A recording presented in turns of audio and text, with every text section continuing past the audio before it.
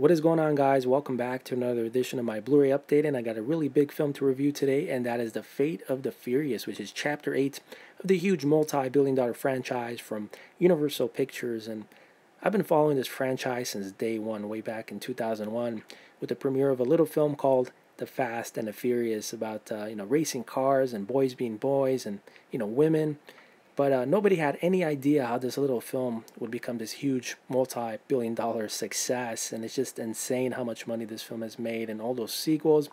But, I got to thank Paul Walker for coming back and doing Too Fast, Too Furious. Because, Vin Diesel declined to do that film because he went off to film Triple X. But, Paul Walker was truly the heart and soul of this franchise. And it was just really sad that he passed away tragically during the filming of Furious 7. It felt like we lost a close friend or a close relative.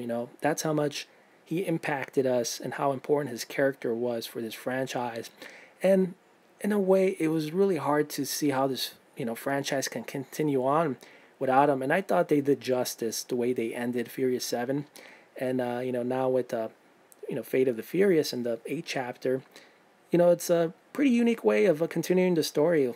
Now it's all about, since pretty much the 5th film, it's all about, explosions and, crazy stunts and stuff like that. But it's been a really fun ride. So in this 8th film, Dom and Letty are finally married, and, Brian and Mia have retired from the game, and the rest of the crew have been exonerated, and they're trying to live a normal life. But a mysterious woman comes along, which is played by Charlize Theron, and she convinces Don in Cuba, basically manipulates him to join the world of crime and betray those that are closest to him, family and friends. And so the crew has to go up against Dom now and try to resolve this. So that's pretty much, in a nutshell what the story's about. But, lots of fun scenes, the sequence at the intro of the film, although it is a bit insane and hard to believe, but, that's the Fate of the Furious. You get this really crazy car chase sequence through the streets of Havana, Cuba.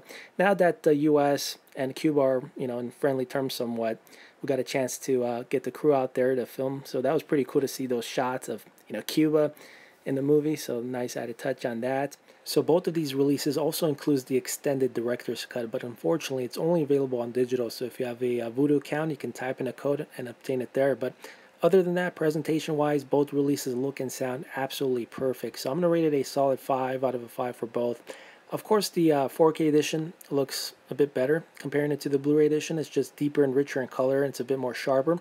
But for regular Blu-ray standards, it just looks really, really good. So I'm not going to downgrade my voting on that. And both of these releases also includes the DTS-X mix, which is in 7.1. So if you have the proper sound system going, you're going to be in quite a spectacular treat on that. And other than that, yeah, just a really solid release to pick up. And the aspect ratio for this film is in the 2:40 format. And you also get a whole host of great special features. You get a commentary track by the director F. Gary Gray. Other behind-the-scenes featurettes. One is called The Cuban Spirit, as well as In the Family, in the Fate of the Furious, as well as Car Culture, and much, much more.